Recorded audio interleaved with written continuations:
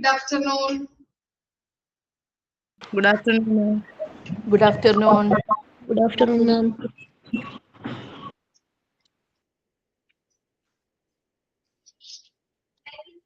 Okay.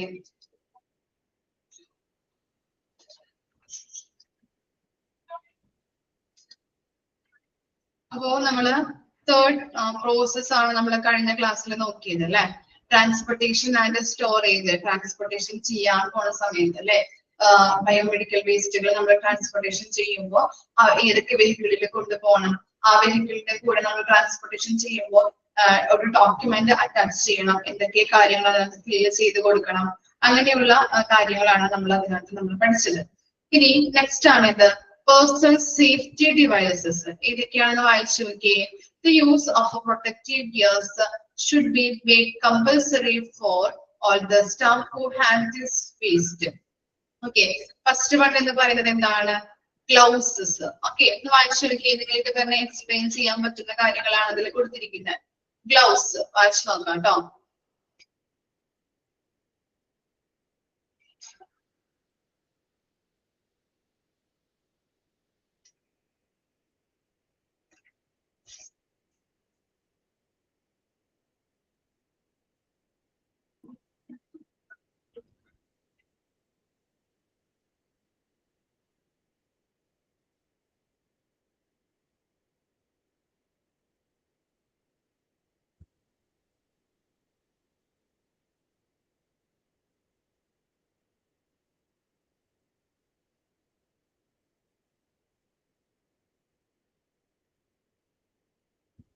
അയച്ചു കഴിഞ്ഞാല് തമ്പിടാം, ഓരോരുത്തരെ കൊണ്ട് പറയിപ്പിക്കാം.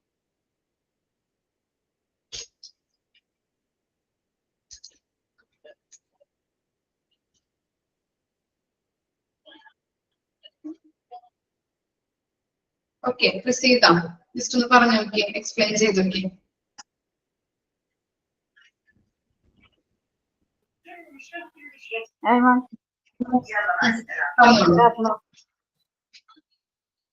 ഫസ്റ്റ് പോയിന്റ് ഗ്ലൗസ് കട്ടിയുള്ള റബ്ബർ ഗ്ലൗസുകൾ ഉപയോഗിക്കണം. അതായത് നല്ല പെട്ടെന്ന് കീറി പോകാത്ത ടൈപ്പ് ആയിരിക്കണം, മഞ്ഞ നിറമുള്ളതായിരിക്കണം. മാലിന്യം കൈകാര്യം ചെയ്യുന്ന സമയത്ത് ഗ്ലൗസ് ഊരിയതിനു ശേഷം 2 തവണ കൈ കഴുകണം. ഓരോ ഉപയോഗത്തിന് ശേഷം സോപ്പും ഡിസിൻഫെക്റ്റും ഉപയോഗിച്ച് കഴുകണം. ഉപയോഗിക്കുന്ന വ്യക്തിക്ക് അത് സൈസ് ആകുന്ന രീതിയിലായിരിക്കും. അപ്പൊ എന്താണ് നല്ല ക്വാളിറ്റി ഉള്ള അല്ലെ, 1 മിനിറ്റ്.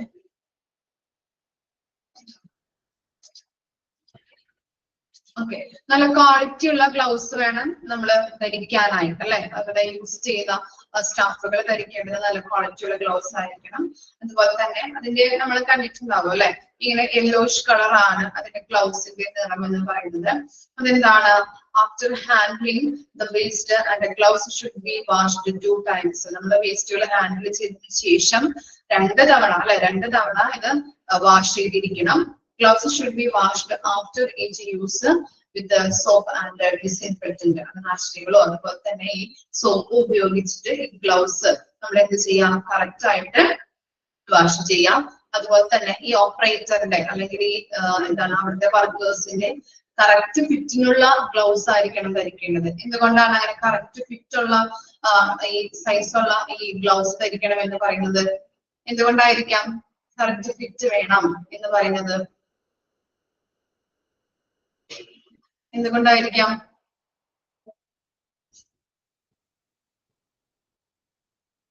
വേസ്റ്റ് ആവും, അല്ലെങ്കിൽ എന്താ ഇപ്പൊ കയ്യിലൊക്കെ വല്ല മുറിവോ അങ്ങനെ എന്തെങ്കിലും ഇതൊക്കെ ഉണ്ടെങ്കിൽ ഇൻഫെക്ഷൻ ഉണ്ടാവാൻ ചാൻസ് ഉണ്ട് അല്ലെ. ഇപ്പൊ കറക്റ്റ് ഫിറ്റ് അല്ല, അപ്പൊ എന്താണ് വേസ്റ്റുകൾ അതിന്റെ ഉള്ളിലേക്ക് പോകും, ഇൻഫെക്ഷൻ ഉണ്ടാവാൻ സാധ്യതയുണ്ട്. അതുകൊണ്ടാണ് അങ്ങനെ പറയുന്നത്.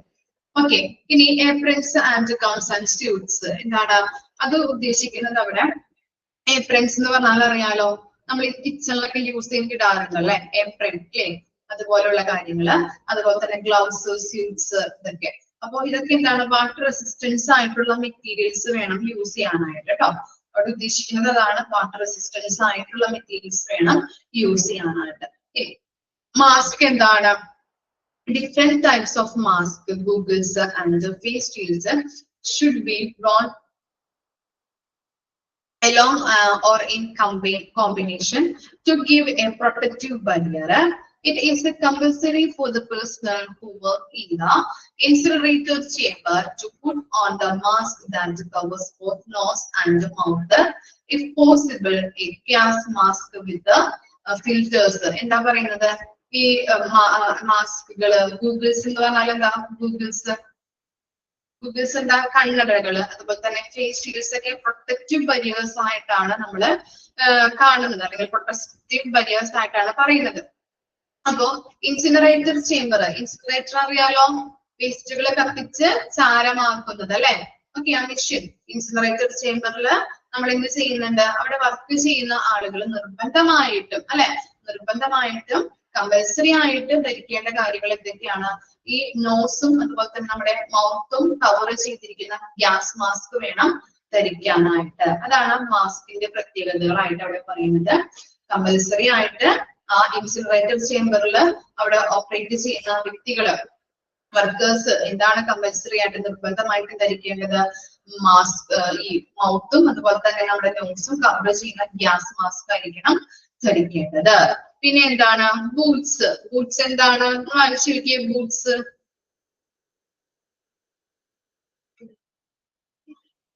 നമ്മള് ബൂട്ട്സുകള് ഇപ്പോ ചിലവരൊക്കെ ഇടുന്നത് കാണാം അല്ലെ. ഈ കാട് പ്രദേശങ്ങളിൽ അല്ലെങ്കിൽ കാടുകളിലൊക്കെ പോകുന്ന, അല്ലെങ്കിൽ എന്താണ് ഈ പറമ്പുകളിലൊക്കെ നടക്കുന്ന ആളുകൾ അല്ലെ, അങ്ങനെയുള്ള ആളുകളൊക്കെ ഇടാറുണ്ട്. അതുപോലെ തന്നെ നഗരസഭയിലൊക്കെ വേസ്റ്റ് എടുക്കാൻ വരുന്ന ആളുകളില്ലേ, അവിടെ നിന്നൊക്കെ വരുന്ന ആളുകള് അവരൊക്കെ ധരിക്കുന്നത് നമ്മൾ കാണാറുണ്ട് അല്ലെ. ബസ് സ്റ്റാൻഡിലൊക്കെ നിൽക്കുമ്പോൾ അവിടുത്തെ വേസ്റ്റുകളൊക്കെ എടുക്കാൻ വരാറുണ്ട്. ഞങ്ങളൊക്കെ കണ്ടിട്ടുണ്ട്, ഞങ്ങൾക്ക് എക്സ്പീരിയൻസ് ഉണ്ട്. അപ്പൊ അങ്ങനെയുള്ള വേസ്റ്റുകൾ എടുക്കുമ്പോൾ പല കടകളിലെയും വേസ്റ്റുകളൊക്കെ എടുക്കാനായിട്ട് വരുമ്പോ എന്താ 6 വീട് പണിക്ക് വരുന്നവർ ഇടാറുണ്ട്. ശരിയാണ്. ഓക്കെ, അങ്ങനെയുള്ള മുട്ടിന്റെ അത്രയുമുള്ള എന്താ ലെഗ് കവർ ചെയ്യുന്ന ഷൂസ് പോലത്തെ. ഓക്കെ, കണ്ടിട്ടില്ലേ നിങ്ങള്?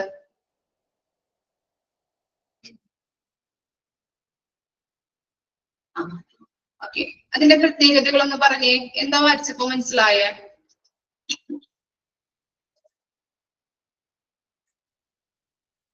എന്താ വായിച്ചപ്പോ മനസ്സിലായേ? ആര് പറയും?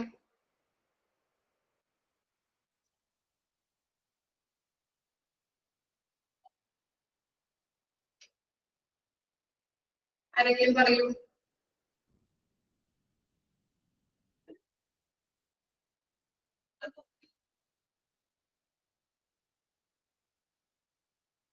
പ്രീതി പ്രസാദ്. പ്രീതി, എന്താണ് ബൂട്ട്സ് വായിച്ചപ്പോ മനസ്സിലായ?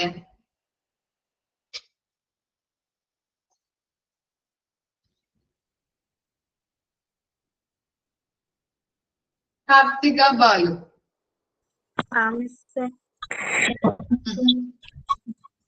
ബൂട്ട്സ് യൂസ് ചെയ്യുന്നതുകൊണ്ട് നമുക്ക് സ്കിന്നിന് ഒന്നും കൂടി സേഫ്റ്റി ആയിരിക്കും. ക്ലിയർ ആവുന്നില്ല, കേൾക്കുന്നില്ല. കാലിന് ഒന്നും കൂടി സേഫ്റ്റി ആയിരിക്കും.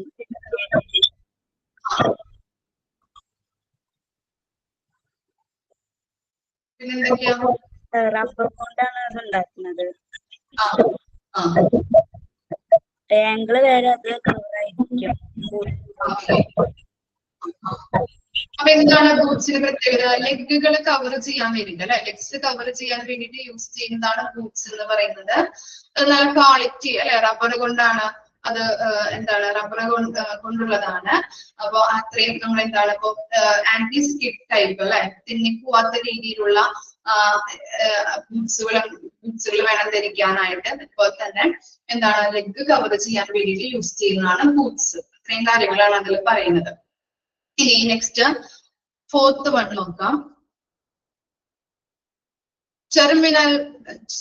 treatment and disposals. The various disposal method now in use are the following. First one എന്താണ്? നമ്മൾ പഠിച്ചിട്ടുണ്ടായിരുന്നു അല്ലെ, ആ ബോക്സ് പഠിച്ചപ്പോ ഒരു ഡിസ്പോസൽ മെത്തേഡുകൾ പല വേസ്റ്റുകൾ നമ്മൾ നോക്കിയപ്പോ, കാറ്റഗറീസ് വേസ്റ്റുകൾ നമ്മൾ നോക്കിയപ്പോ എന്താണ് ഡിസ്പോസൽ മെത്തേഡുകൾ നമ്മൾ പഠിച്ചിട്ടുണ്ടായിരുന്നു. അതാണ് നമ്മൾ ഇനി അവിടെ പഠിക്കാൻ പോകുന്നത്. എന്തൊക്കെയാണെന്നുള്ളത് എക്സ്പ്ലെയിൻ ചെയ്ത് പഠിക്കാൻ പോവുകയാണ്. നമുക്ക് നോക്കാം ഡിസ്പോസൽ മെത്തേഡ്സ്. ഫസ്റ്റ് വൺ എന്താണ്? Incineration technology. എന്താണ് ഇൻസിനറേഷൻ ടെക്നോളജി എന്ന് പറഞ്ഞാല്? വേസ്റ്റുകൾ കത്തിച്ച് ചാരമാക്കിയിട്ട് ആഷ് ഫോമിലാക്കുന്നത്. Okay, very good. അതാണ് ഇൻസിനറേഷൻ ടെക്നോളജി എന്ന് പറയുന്നത് അല്ലെ. This is a high temperature thermal process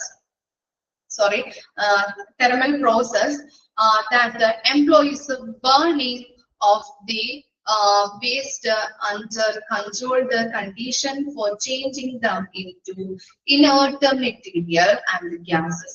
Incinerators can be either oil fired and or powered by electricity or a combination. The advantages of this type, it can lessen the volume of solid waste 30% of original volume. അപ്പൊ എന്താണ് incineration technology എന്ന് പറഞ്ഞു കഴിഞ്ഞിട്ടുണ്ടെങ്കിൽ, നമ്മള് high temperature കൊടുത്തുകൊണ്ട് വേസ്റ്റുകള് ash ഫോമിലോ അല്ലെങ്കിൽ gas ഫോമിലോ ആക്കി മാറ്റുന്ന ഒരു ടെക്നോളജി അല്ലെങ്കിൽ ഒരു പ്രോസസ്സാണ് ഇൻസിനറേഷൻ ടെക്നോളജി എന്ന് പറയുന്നത്. വേസ്റ്റുകള് ഹൈ ടെമ്പറേച്ചർ കൊടുത്തുകൊണ്ട് എന്ത് ചെയ്യുന്നുണ്ട്? വേസ്റ്റുകളെ കത്തിച്ച് ചാരമാക്കി ആഷ് ഫോമിലോ അല്ലെങ്കിൽ ഗ്യാസ് ഫോമിലോ ആക്കി മാറ്റുന്ന ഒരു പ്രോസസ് ആണ് ഇൻസിനറേഷൻ ടെക്നോളജി എന്ന് പറയുന്നത്.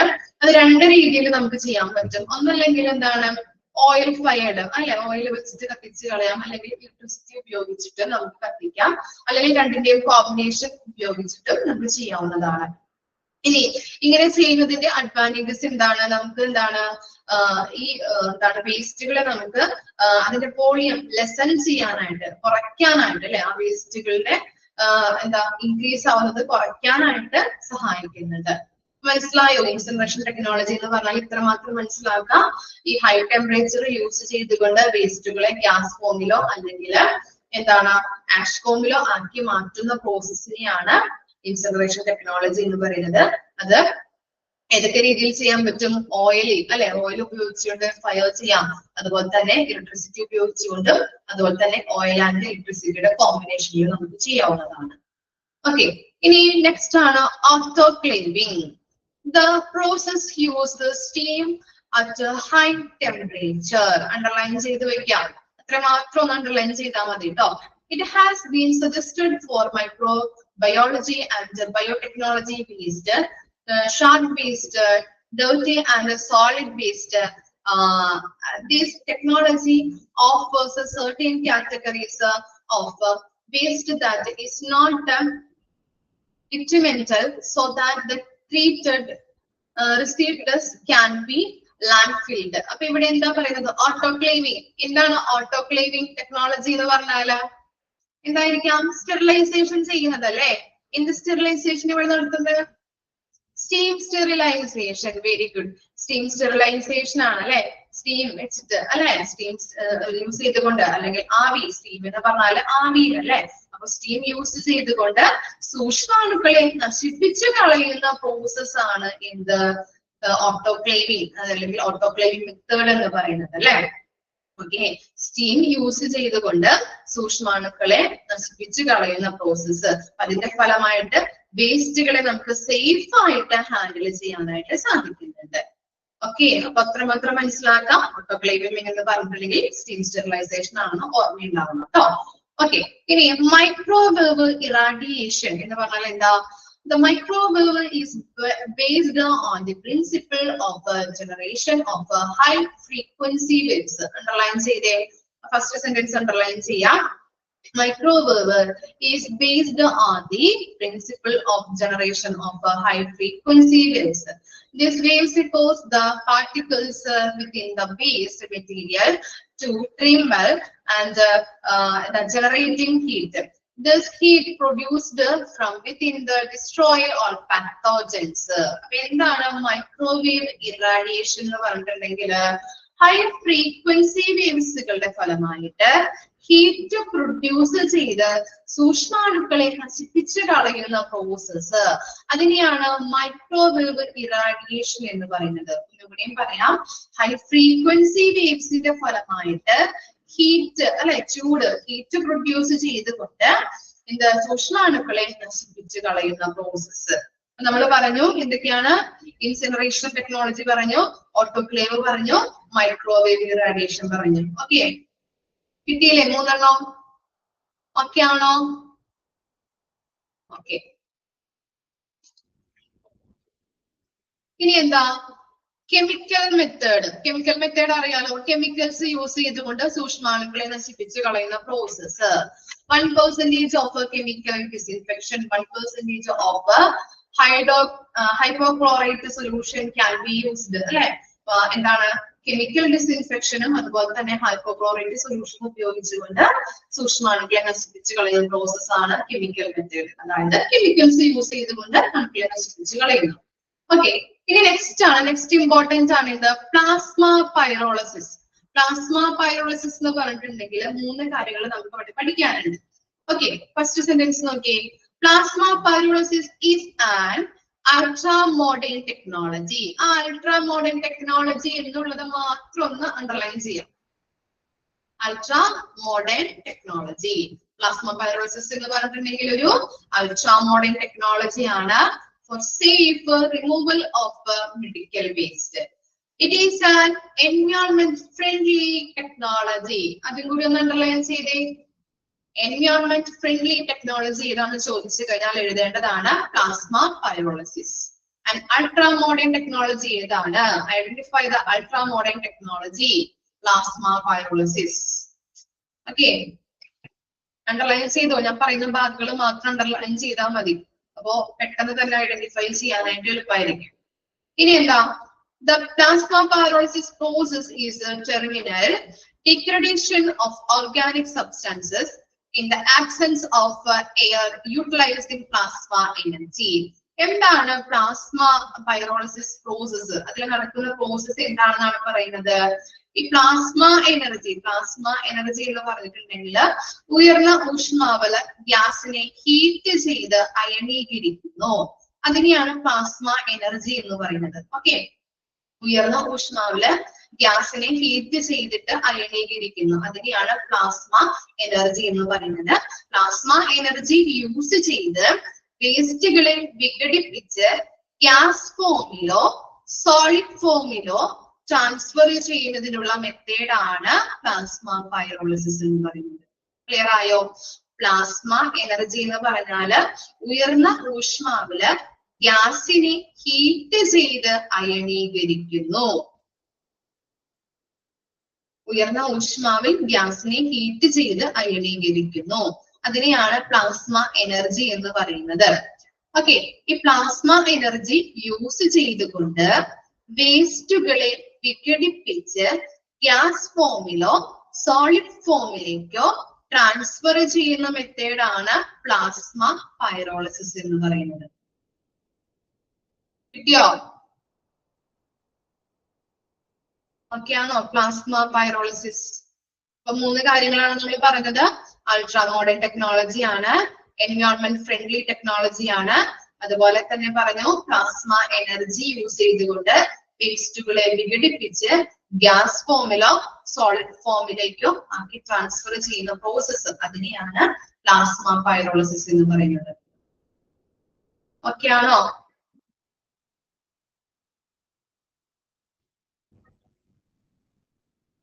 നെക്സ്റ്റ് മെത്തേഡ് പറയട്ടെ.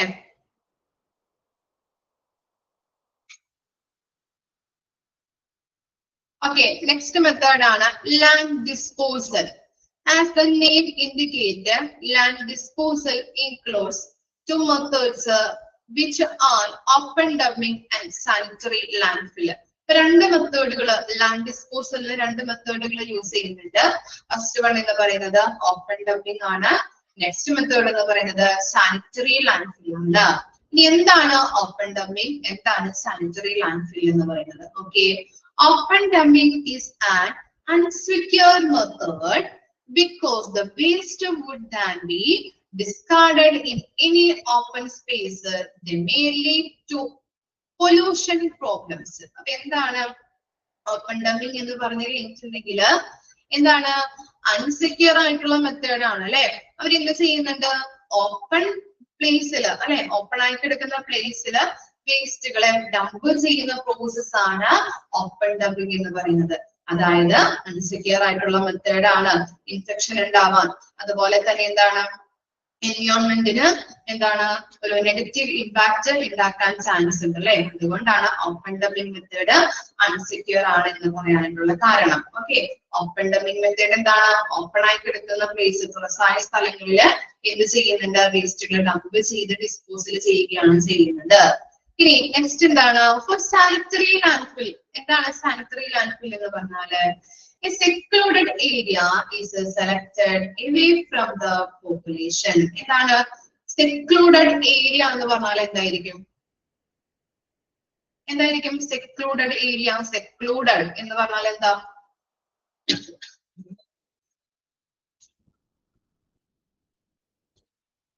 എന്താണ് secluded? ഒറ്റപ്പെട്ട് കിടക്കുന്ന ഏരിയ അല്ലെ. ഒറ്റപ്പെട്ട ഏരിയ നോക്കിയിട്ട് അവർ എന്ത് ചെയ്യുന്നുണ്ട് നോക്കിയേ. Dumping is performed in the ditch layer wise and care is taken so that the waste is not exposed to the atmosphere. അപ്പൊ എന്താണ് ചെയ്യുന്നത്? അവരെന്ത് ചെയ്യുന്നുണ്ട്? സാനിറ്ററി ലാൻഡ്ഫിൽ ആ ഡിസ്പോസൽ മെത്തേഡ് എന്ന് പറഞ്ഞിട്ടുണ്ടെങ്കിൽ ഒരു ഒറ്റപ്പെട്ട സ്ഥലം നോക്കി അവര് നോക്കിയിട്ട് എന്താണ് കുഴികൾ ഉണ്ടാക്കി വേസ്റ്റുകളെ ലെയർ ആയിട്ട് ഡംപ് ചെയ്യുന്നു. ഓക്കെ, ലെയർ ആയിട്ട് വേസ്റ്റുകളെ ഡിസ്പോസൽ ചെയ്യുന്ന മെത്തേഡാണ് ഈ സാനിറ്ററി ലാൻഡ്ഫിൽ എന്ന് പറയുന്നത്. മനസ്സിലായോ? ഒറ്റപ്പെട്ട ഒരു ഏരിയ നോക്കിയിട്ട് അവര് സെലക്ട് ചെയ്തുകൊണ്ട് കുഴികൾ ഉണ്ടാക്കി അവിടെ ലെയറുകളായിട്ട് വേസ്റ്റുകൾ ഡംപ് ചെയ്യുന്ന മെത്തേഡ്. ഓക്കെ, അപ്പൊ ഓപ്പൺ ഡംപിംഗ് ഉണ്ട്, സാനിറ്ററി ലാൻഡ്ഫില്ലും ഉണ്ട് കേട്ടോ. അണ്ടർലൈൻ ചെയ്ത് വെച്ച് പഠിക്കാം. ഓപ്പൺ ഡംപിംഗ് എന്ന് പറഞ്ഞിട്ടുണ്ടെങ്കിൽ അൺസെക്യൂർഡ് പ്രോസസ് ആണ്, അല്ലെങ്കിൽ അൺസെക്യൂർഡ് മെത്തേഡ് ആണ്. സാനിറ്ററി ലാൻഡ്ഫിൽ എന്ന് പറഞ്ഞാല് സെക്യൂർഡ് ആയിട്ടുള്ള മെത്തേഡ് ആണ്. ഓർത്ത് വെക്കാം.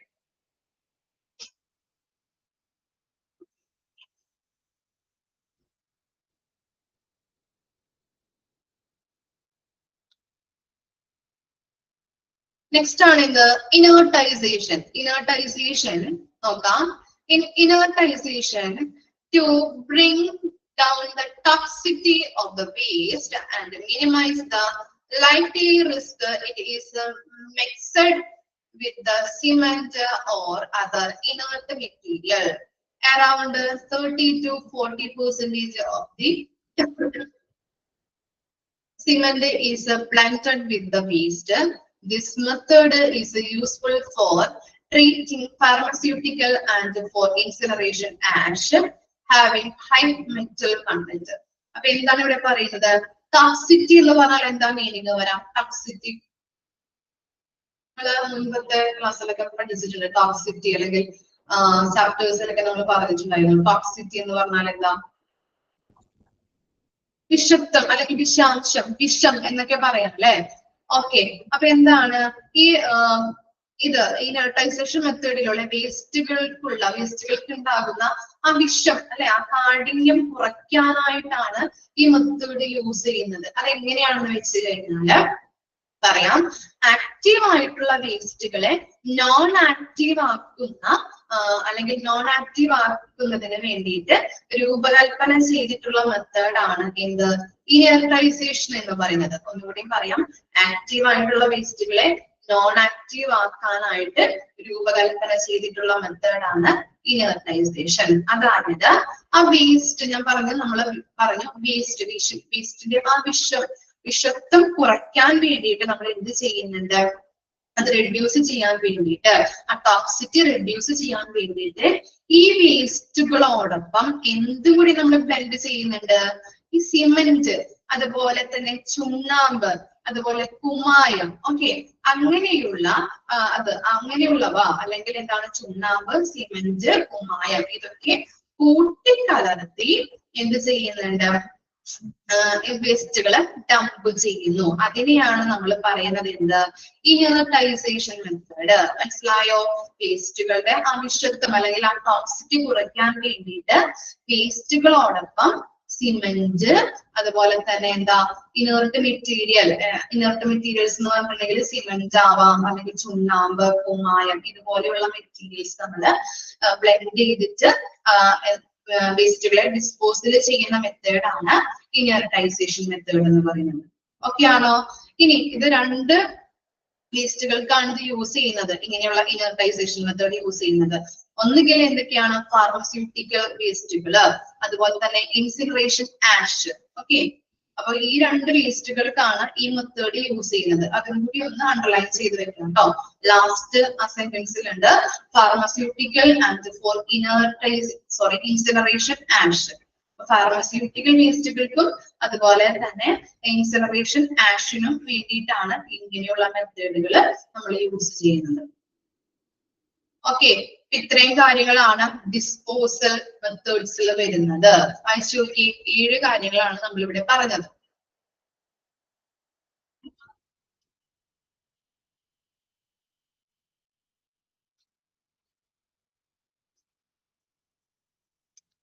ലാസ്റ്റ് എന്താണ്? ഫൈനൽ ഡിസ്പോസൽ ആണ് 5th പ്രോസസ് എന്ന് പറഞ്ഞത്.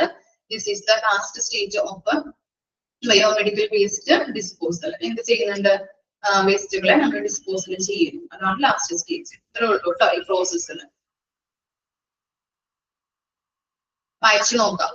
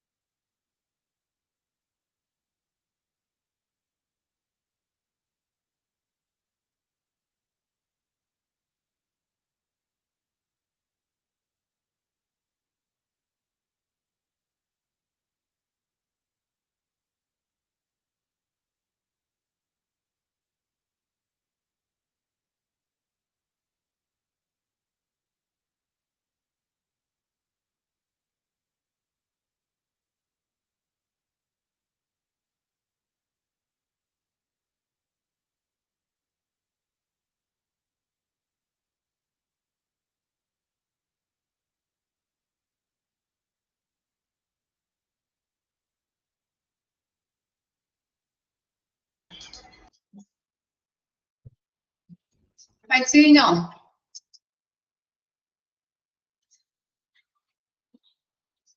ഓക്കെ, ഇനി നെക്സ്റ്റ് ആണ് benefits of biomedical waste management. Biomedical waste management ആയിട്ട് ബന്ധപ്പെട്ട ബെനിഫിറ്റ്സുകൾ, ഗുണങ്ങൾ എന്തൊക്കെയാണ് നോക്കിയത്?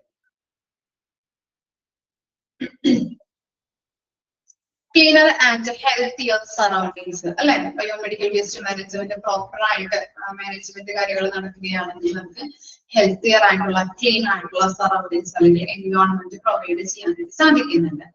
Reduction in the incidents of hospital acquired and general infections. എന്ത് ചെയ്യാൻ പറ്റുന്നുണ്ട്? ഈ ജനറൽ ആയിട്ടുള്ള ഇൻഫെക്ഷൻസ് ഒക്കെ അല്ലെങ്കിൽ ഹോസ്പിറ്റൽ ഇൻഫെക്ഷൻസ് ഒക്കെ നമുക്ക് റിഡ്യൂസ് ചെയ്യാനായിട്ട് കുറയ്ക്കാനായിട്ട് സഹായിക്കുന്നുണ്ട്. Reduction in the price of infection control within the hospital.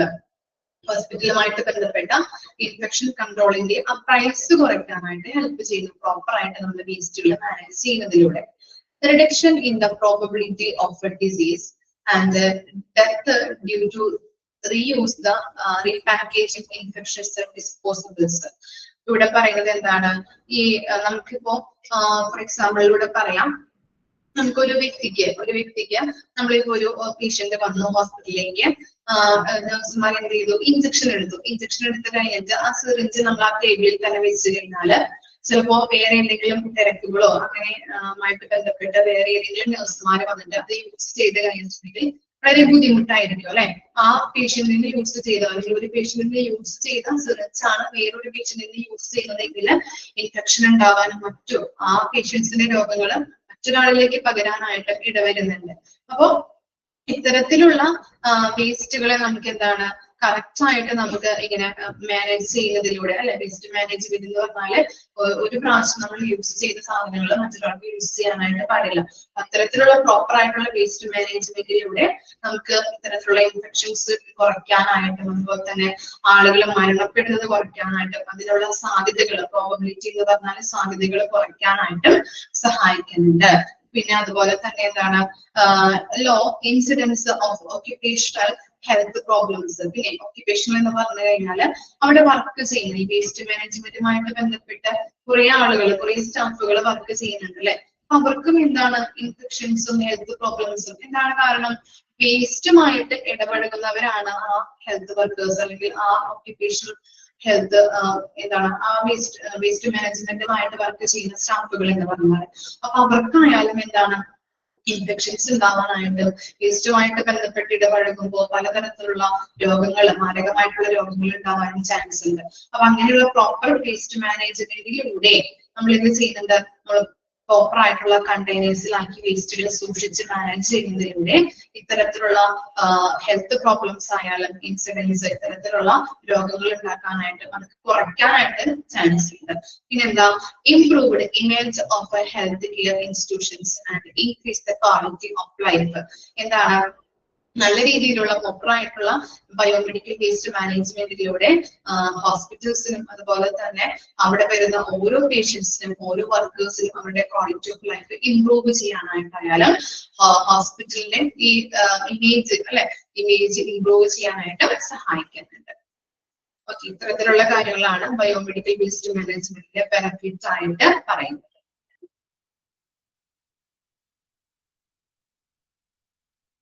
വായിച്ചു നോക്കാം കേട്ടോ.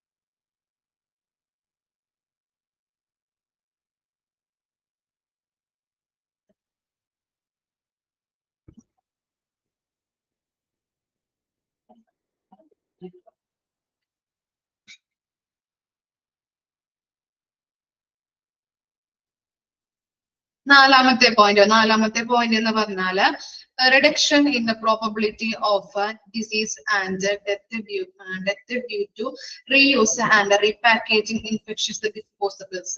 അതായത് ഇപ്പൊ ഞാൻ പറഞ്ഞില്ലേ, ഒരു എക്സാമ്പിൾ പറഞ്ഞില്ലേ, ഇപ്പൊ ഒരു പേഷ്യന്റിന്റെ നീഡിൽ ഉപയോഗിച്ചുകൊണ്ട് മേശപ്പുറത്ത് ടേബിളിൽ വെച്ച് കഴിഞ്ഞിട്ട് വേറൊരു നേഴ്സ് വന്ന് ചിലപ്പോ ധൃതിയിലൊക്കെ കാര്യങ്ങൾ ചെയ്യുമ്പോൾ ഇത് യൂസ് ചെയ്യാനായിട്ട് ചിലപ്പോ ചാൻസ് ഉണ്ട് അല്ലെ.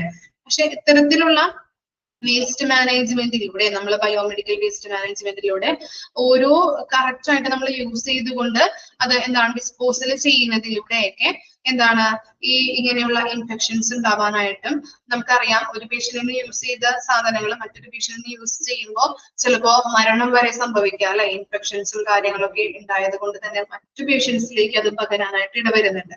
അപ്പൊ അത്തരത്തിലുള്ള ഡെത്തുകൾ കുറയ്ക്കാനായിട്ടായാലും അതുപോലെ തന്നെ ഡിസീസസ്, രോഗങ്ങൾ ഉണ്ടാകുന്നതിന്റെ ചാൻസസ് അല്ലെങ്കിൽ സാധ്യതകൾ നമുക്ക് പ്രോപ്പർ ആയിട്ടുള്ള വേസ്റ്റ് മാനേജ്മെന്റിലൂടെ കുറയ്ക്കാനായിട്ട് സഹായിക്കുന്നുണ്ട്. ഓക്കെ ആണോ?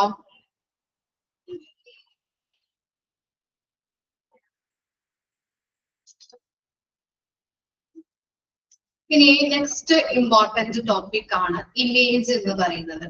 നോക്കാം. Indian medical association goes eco friendly. Underline ചെയ്യാം. ഇമേജ് കണ്ടോ, അവിടെ ബ്രാക്കറ്റിൽ കൊടുത്തിരിക്കുന്നത് നോക്കിയേ, ഷോർട്ട് ഫോം. ഇമേജ് എന്ന് പറയുന്നത് ഷോർട്ട് ഫോം ആണ്. അതിന്റെ എക്സ്പാൻഡ് ഫോം ആണ് ഈ കാണിച്ചിരിക്കുന്നത് അല്ലെങ്കിൽ അവിടെ കൊടുത്തിരിക്കുന്നത്. അത് കറക്റ്റ് ആയിട്ട് എഴുതി വെച്ച് തന്നെ പഠിക്കണം കേട്ടോ, ചോദിക്കാറുണ്ട്. Indian medical association goes eco friendly. Okay, image എന്ന് പറയുന്നതെങ്കിൽ എന്താണ് അതിന്റെ കൺസെപ്റ്റ് എന്ന് പറഞ്ഞാല്, നമ്മൾക്കറിയാം ഓരോ ഹോസ്പിറ്റലിലും ദിനം തോറും അല്ലെ, ഗവൺമെന്റ് ഹോസ്പിറ്റൽ ആയിക്കോട്ടെ അല്ലെങ്കിൽ പ്രൈവറ്റ് ഹോസ്പിറ്റൽ ആയിക്കോട്ടെ, ക്ലിനിക്കുകൾ ആയിക്കോട്ടെ, മറ്റു ഹെൽത്ത് ഇൻസ്റ്റിറ്റ്യൂഷൻസ് ആയിക്കോട്ടെ, എല്ലായിടത്തു നിന്നും ദിനം പ്രതി വേസ്റ്റുകൾ ഇൻക്രീസ് ചെയ്തു വരികയാണ് അല്ലെ. ഈ വേസ്റ്റുകളൊക്കെ എവിടെ കൊണ്ടുപോയിട്ടാണ് നമ്മൾ ഡംപ് ചെയ്യുന്നത്? ഈ ഇമേജ് എന്ന, നമുക്കറിയാം ഇമേജിനെ നമുക്ക് ഒരു ചുരുക്ക രൂപത്തില് അല്ലെങ്കിൽ ഒരു ഒറ്റ വാക്കിൽ പറയുകയാണെങ്കിൽ ബയോമെഡിക്കൽ വേസ്റ്റ് ഡിസ്പോസൽ പ്ലാന്റ് എന്ന് കൂടി ഇമേജിനെ നമുക്ക് പറയാൻ പറ്റും. ഇമേജിൽ കൊണ്ടുപോയിട്ടാണ് ഈ വേസ്റ്റുകളൊക്കെ ഡംപ് ചെയ്യുന്നത്. ഓക്കെ, ഓരോ ഹോസ്പിറ്റലിൽ നിന്നും ഹെൽത്ത് കെയർ ഇൻസ്റ്റിറ്റ്യൂഷൻസ് ആയിക്കോട്ടെ അല്ലെങ്കിൽ പബ്ലിക് ഹോസ്പിറ്റൽ ആയിക്കോട്ടെ, പ്രൈവറ്റ് ഹോസ്പിറ്റൽ ആയിക്കോട്ടെ, എല്ലായിടത്തു നിന്നും കൊണ്ടുവരുന്ന വേസ്റ്റുകൾ നമ്മൾ ഇമേജ് എന്ന ഈ ബയോമെഡിക്കൽ വേസ്റ്റ് പ്ലാന്റിൽ കൊണ്ടുപോയിട്ടാണ് വേസ്റ്റുകൾ ഡംപ് ചെയ്യുന്നത്. ഓക്കെ, അതാണ് ഇമേജിന്റെ കൺസെപ്റ്റ് എന്ന് പറയുന്നത്. ക്ലിയർ ആയോ? ഇമേജ് എന്ന് പറയുന്നത് ഒറ്റ വാക്കിൽ പറയുകയാണെങ്കിൽ എന്താണ്? ബയോമെഡിക്കൽ വേസ്റ്റ് ഡിസ്പോസൽ പ്ലാന്റ് എന്ന് നമുക്ക് പറയാൻ പറ്റും. അപ്പൊ ആ പ്ലാന്റിൽ കൊണ്ടുപോയിട്ടാണ് വേസ്റ്റുകളെ ഡംപ് ചെയ്യുന്നത്. ഓക്കെ, ക്ലിയർ ആയോ? എന്താണ് ഇമേജ് എന്ന് പറഞ്ഞാല്? എന്താണ് image? Biomedical waste disposal plant. Okay, ഇനി നമുക്ക് നോക്കാം. Image associate with all modern medicines, healthcare establishment in both private and government, like a hospital based on their birth strength, clinics based on the number of rooms and facilities, lab based on diagnostic facilities, dental clinic based on the number of dental chairs. എന്താണ്? നമുക്കറിയാം private ഹോസ്പിറ്റലും ഉണ്ട്, public hospital അല്ലെങ്കിൽ government ഹോസ്പിറ്റലും ഉണ്ട്. ഈ ഹോസ്പിറ്റലുകളുടെ ഒക്കെ capacity എങ്ങനെയാണ് നമുക്ക് അളക്കാൻ പറ്റുക അല്ലെങ്കിൽ തിരിച്ചറിയാൻ പറ്റുന്നത്? ഓക്കെ, പ്രൈവറ്റ് ആൻഡ് ഗവൺമെന്റ് ഹോസ്പിറ്റലിലായിട്ട് based on their bed strength അല്ലെ. ബെഡ് സ്ട്രെങ്ത്, അപ്പൊ ബെഡുകൾ കൂടുതൽ ഉണ്ടെങ്കിൽ അവിടെ എന്താണ് നല്ല രീതിയിൽ പ്രവർത്തനങ്ങൾ അല്ലെങ്കിൽ വലിയ ഹോസ്പിറ്റലാണ് നമുക്ക് ഐഡന്റിഫൈ ചെയ്യാനായിട്ട് സാധിക്കുന്നുണ്ട്. ബെഡുകൾ കുറവാണെങ്കിലോ അവിടെയുള്ള പ്രവർത്തനങ്ങൾ അല്ലെങ്കിൽ അവിടെയുള്ള ഫെസിലിറ്റീസ് ഒക്കെ കുറവാണെന്ന് നമുക്ക് അതിന് ചെറിയൊരു ഹോസ്പിറ്റലാണ് നമുക്ക് മനസ്സിലാക്കാൻ സാധിക്കും. ഇനി ക്ലിനിക്കുകൾ എങ്ങനെയാണ് നമുക്ക് മനസ്സിലാക്കാൻ പറ്റുക? Clinics based on the number of rooms and facilities. Okay, റൂംസുകളുടെ അടിസ്ഥാനത്തിലും അവിടെയുള്ള സൗകര്യങ്ങളുടെ അടിസ്ഥാനത്തിലും ക്ലിനിക്കുകളെ നമുക്ക് മനസ്സിലാക്കാം വലുതാണോ ചെറുതാണോ എന്നുള്ളത്. Lab based on the diagnostic facilities. ഈ ലാബിനെ എങ്ങനെയാണ് നമ്മൾ മനസ്സിലാക്കുന്നത്? ഡയഗ്നോസ്റ്റിക് ഫെസിലിറ്റീസ്, രോഗനിർണയത്തിന്റെ സൗകര്യങ്ങളുടെ അടിസ്ഥാനത്തിലാണ് നമ്മൾ വലുതാണോ ചെറുതാണോ എന്നുള്ളത് മനസ്സിലാക്കിയെടുക്കാൻ സാധിക്കുന്നത്. ഇനി ഡെന്റൽ ക്ലിനിക്ക് എന്താണ്? based on the number of dental chairs. Dental chairsന്റെ അടിസ്ഥാനത്തിൽ നമ്പേഴ്സുകൾ കൂടുതലുണ്ടെങ്കിൽ വലിയ ഡെന്റൽ ക്ലിനിക് ആണെന്ന് മനസ്സിലാക്കാം. ചെയർസ് കുറവാണെങ്കിൽ ചെറിയ രീതിയിൽ പ്രവർത്തിക്കുന്ന ഡെന്റൽ ക്ലിനിക് ആണെന്ന് നമുക്ക് മനസ്സിലാക്കാൻ പറ്റും. ഓക്കെ, ഇനി എന്താ nominal non-returnable fee is being charged at the time of application. ഇനി ഒരു സുപ്രഭാതത്തില് ഞാനൊരു ഹോസ്പിറ്റൽ ബിൽഡപ്പ് ചെയ്തു, ഓക്കെ, കൺസ്ട്രക്ട് ചെയ്തു. എനിക്ക് പെട്ടെന്ന് കൊണ്ടുപോയിട്ട് ഈ ഇമേജിൽ കൊണ്ടുപോയിട്ട് വേസ്റ്റുകളെ ഡംപ് ചെയ്യാൻ പറ്റും? എന്താണ് നിങ്ങളുടെ അഭിപ്രായം? ഞാൻ ഒരു നാളെ അല്ലെങ്കിൽ എന്താ ഇന്നൊരു ഹോസ്പിറ്റൽ ആരംഭിച്ചു, ഇനി നാളെ കൊണ്ടുപോയിട്ട് ഈ പ്ലാന്റിൽ കൊണ്ടുപോയിട്ട് വേസ്റ്റുകളെ ഡംപ് ചെയ്യാൻ പറ്റുമോ? ഇല്ല അല്ലേ? ഇല്ല എന്ന് തന്നെയാണോ അഭിപ്രായം എല്ലാവരുടെ? ഓക്കെ, എന്തുകൊണ്ടാണ് ഇല്ല എന്ന് പറയുന്നത്?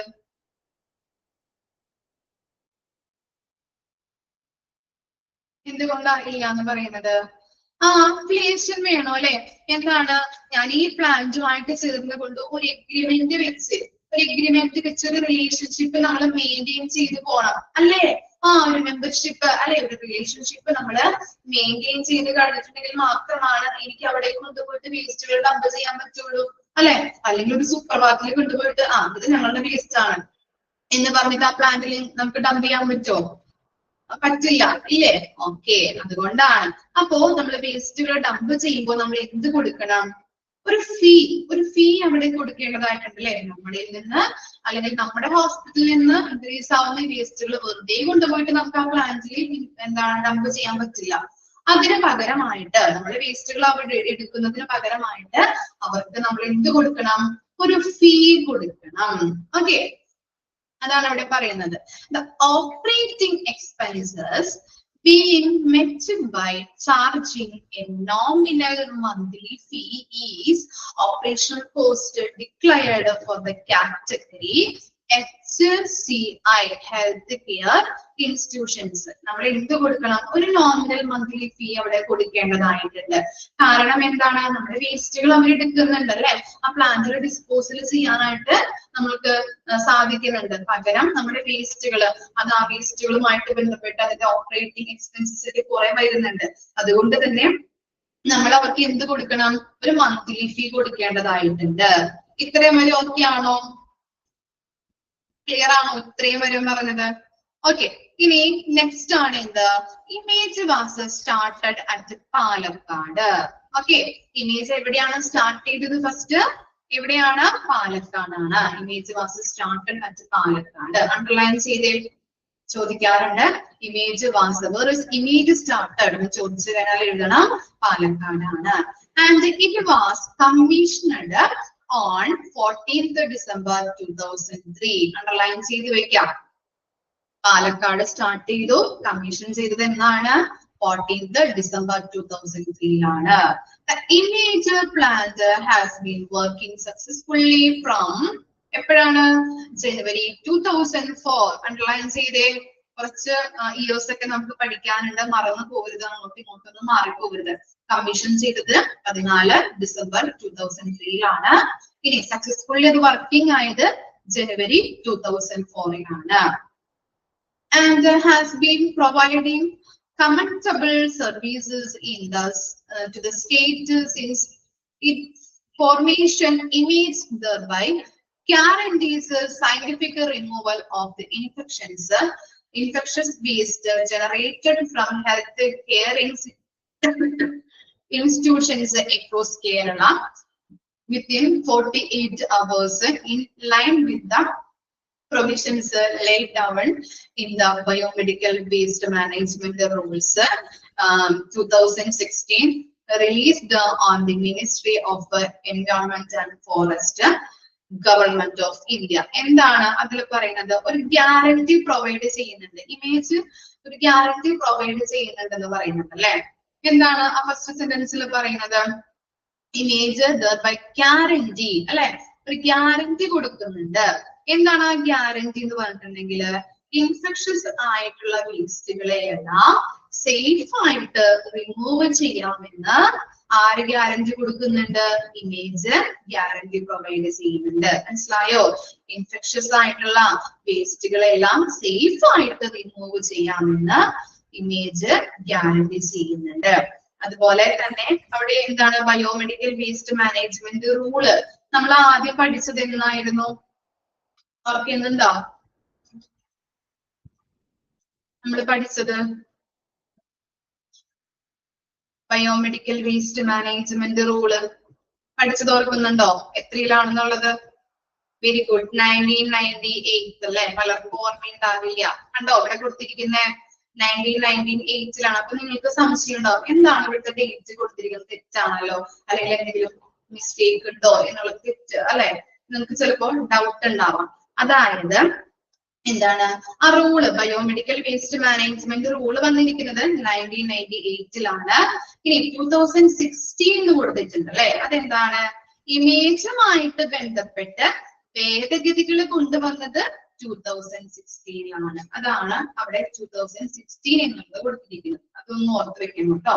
ബയോമെഡിക്കൽ വേസ്റ്റ് മാനേജ്മെന്റ് റൂള് 2016 1998 ഇമേജുമായിട്ട് ബന്ധപ്പെട്ട് ഈ ബയോമെഡിക്കൽ വേസ്റ്റ് മാനേജ്മെന്റ് റൂള് വരുമ്പോ അതിന്റെ ഭേദഗതി വരുത്തിയിരിക്കുന്നത് എന്താണ്? 2016 എന്നുള്ളത് ഓർത്തിരിക്കാം. ഓക്കെ ആണോ?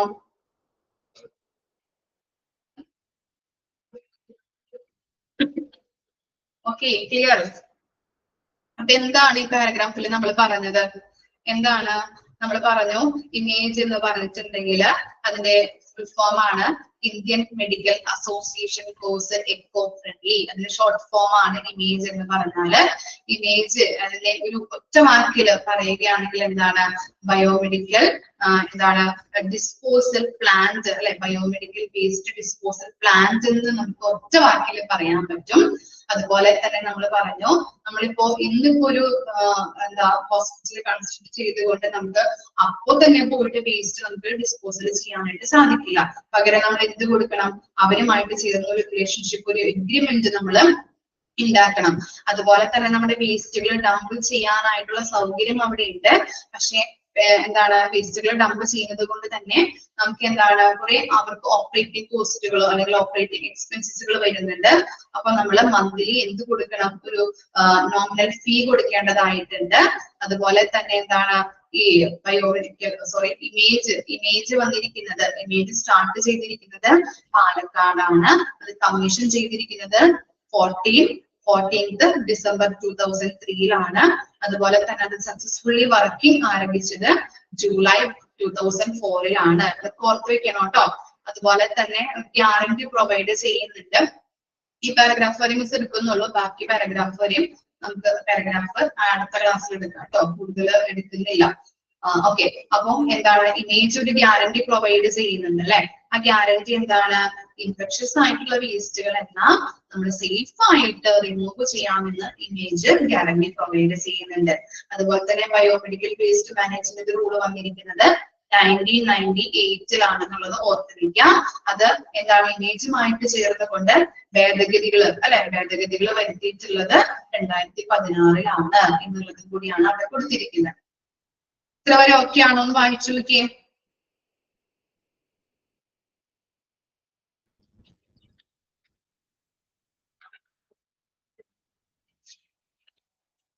വായിച്ചു നോക്കാം കേട്ടോ.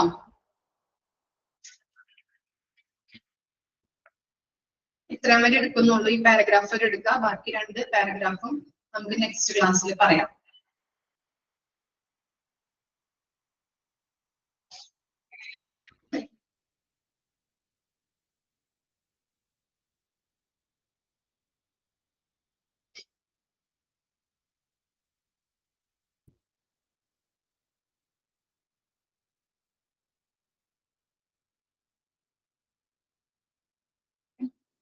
എന്തെങ്കിലും ഡൗട്ട് ഉണ്ടോ ഇത്ര വരെ എടുത്തതില്?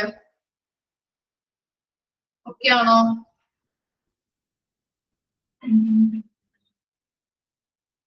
ഓക്കെ, അപ്പോ നെക്സ്റ്റ് ക്ലാസ്സിൽ കാണാം കേട്ടോ. Okay, thank you.